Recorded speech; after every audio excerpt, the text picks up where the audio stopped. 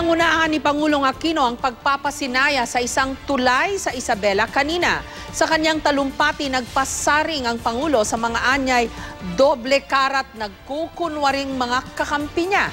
May report si Haji Rieta. Hindi na raw mahihirapan si Ryan Talana na isang tricycle driver na pumunta sa kabilang barangay.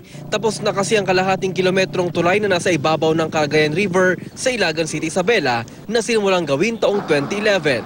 Medyo maganda din sa amin, sir. May diretso na yung tulay, sir. Madali na kami makarating sa amin. Sa pangunguna ni Pangulong Aquino, formal na binuksan kanina ang Lulutan Bridge. 1995 na masirang tulay dito dahil sa bagyong Rosing.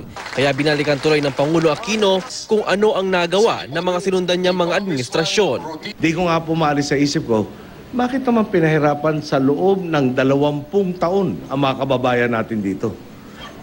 Ngayon, kung sa akin, pakitanong na lang po siguro sa mga nauna sa akin kung bakit nga 20 taon ang inabot. Ibinida rin ng Pangulo ang anyay gumagandang ekonomiya ng bansa. Nag-iwan din ang pasaring ang Pangulo sa mga anyay doble karang kaibigan at ng pagtitiyak na tatapusin niya ang kanyang termino. Kayo ang magpapatuloy nito at alam kong hindi kayo magpapabola sa mga nagpepresentang kakampi natin, pero klaro naman doble kara.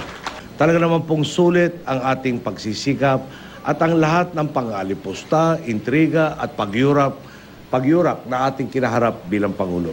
450 araw na lang po ang natitira sa ating administrasyon. Pero lalong tumitibay ang aking panindigan. Sabi nga po ng aking ama, the Filipino is worth living for.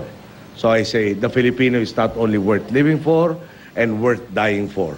Kung hindi talagang the Filipino is worth fighting for. Mula rito sa Isabela, Haji Rieta, GMA News.